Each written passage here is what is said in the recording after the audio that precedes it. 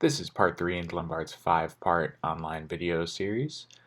Start by opening a web browser and going to ps.lombard.org, and you're going to want to sign in with your username and password for your parent account. Go ahead and hit sign in, and you'll come to a screen that says please review your information. The top part is all of the information that we have on file for your student. If anything looks incorrect, please hit provide an update and type in that new information to the right. Once all of this information is correct, go ahead and select your role, either parent, guardian, or foster, and move on to the next section, which is the automated email and phone numbers that you might want to add in case you want to receive mass communications from your school. This next part is adding parent, guardian, and emergency contacts for your student. You need at least one emergency contact, one role contact, which should match up with the person that is filling out this information, as you see me highlighting here.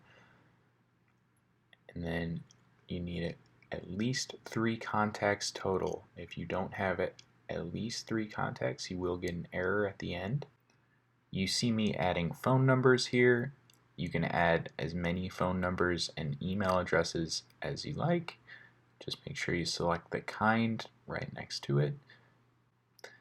At this point, you can see me going back and adding additional contacts, which you can do with the Add Contact button.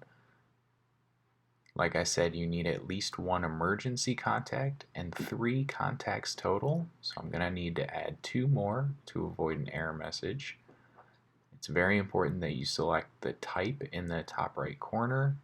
I will be getting to that in a second after I add the phone number for this contact. And at this point, I'm going to speed through adding the 3rd contact to the student. Now, it's worth mentioning that you can add as many contacts as you'd like. It just is a requirement that you have at least 3.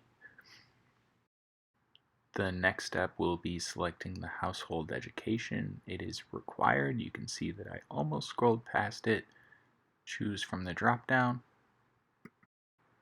Now, for the sake of time, I'm scrolling past a lot of very important messages. Here's where you'll want to grab your student and go through these agreements: the technology rental agreement, the parent concussion agreement, student concussion agreement, parent discipline code, student discipline code, parent extracurricular activity, student extracurricular activities, and the student acceptable use policy agreement.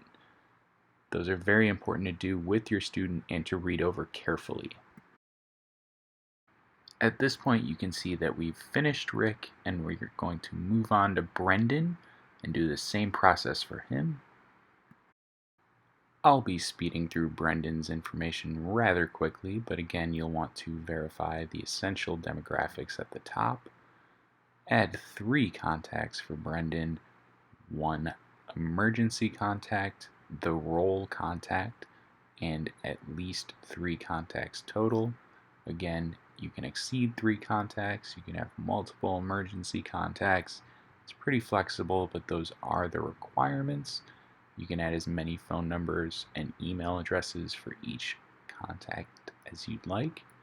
Answer that household education, and go to the bottom, agree to all of these agreements. Now, it's worth mentioning that the accept and proceed only shows up once you've scrolled to the bottom.